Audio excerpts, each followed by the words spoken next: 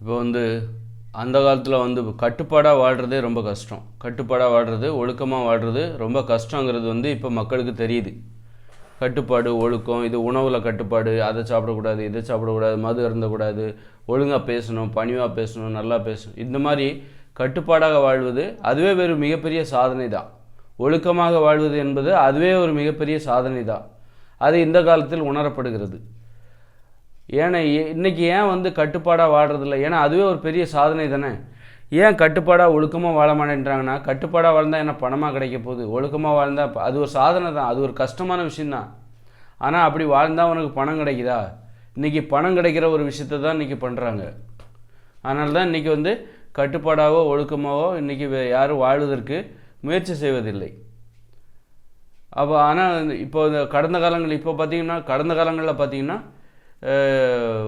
இப்போவே வருவோம். நம்ம சாதனைன்னு இப்போ நம்ம என்ன எடுத்துக்கிறோம்னா, டாக்டர் ஆகணும், இன்ஜினியர் ஆகணும், கலெக்டர் ஆகணும், டைரக்டர் ஆகணும், இதைத்தான் நம்ம இன்றைக்கி சாதனையாக நம்ம நினைக்கிறோம். கட்டுப்பாடாக வாழ்கிறதே, ஒழுக்கமாக வாழ்கிறதே ஒரு சாதனை.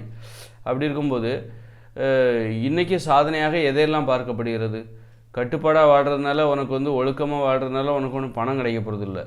அதனால் என்ன பண்ணுறாங்க, அந்த சாதனையை விட்டுட்டு, கட்டுப்பாடாக ஒழுக்கமாக வாழ்கிற அந்த சாதனையை விட்டுட்டு, இன்றைக்கி நான் டாக்டராக போகிறேன், இன்ஜினியராக போகிறேன், கலெக்டராக போகிறேன், இப்போ கோடீஸ்வரராக போகிறேன், டைரக்டராக போகிறேன், எம்எல்ஏ ஆக போகிறேன், முதலமைச்சராக போகிறேன்னு சொல்லி இந்த வேறு சாதனைகளுக்கு மாறிவிட்டார்கள் மனிதர்கள்.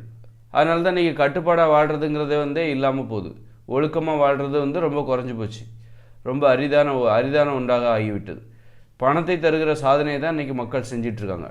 மக்கள் எந்த சாதனையை நோக்கி போகிறாங்க? பணத்தை தருகிறதா, அந்த சாதனைக்கு மட்டும்தான் மதிப்பு.